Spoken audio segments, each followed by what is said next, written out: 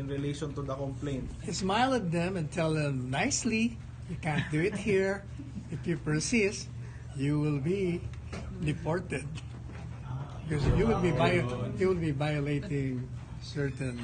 So we're invoking, sir, parang our sovereignty over this? Siyempre, you're interfering with this. Because when you try to subject a country to your jurisdiction, then you're interfering with the sovereignty of the country. Kasi we have our own courts here.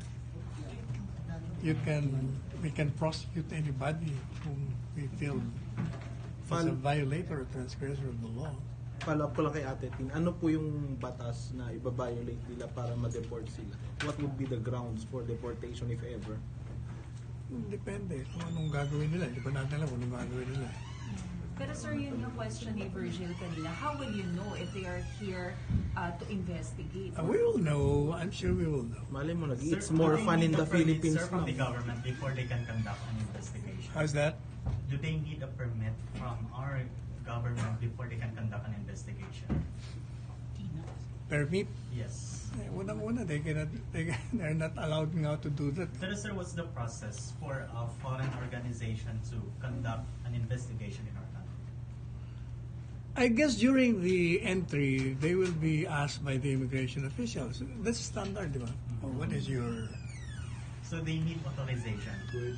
Or will they be blacklisted? Hindi. Pag halimbawa, sinabi lang, we will be investigating. O di, baka denied ka na kagad.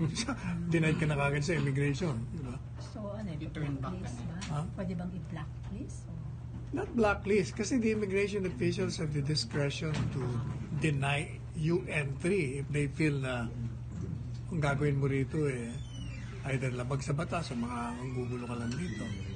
So, immigration, yun kagad ang tinatanong pagpasok mo, what is your business here? Diba? All immigration officials in other countries of the world ask that. So you're saying wag na silang magtangkang pumasok?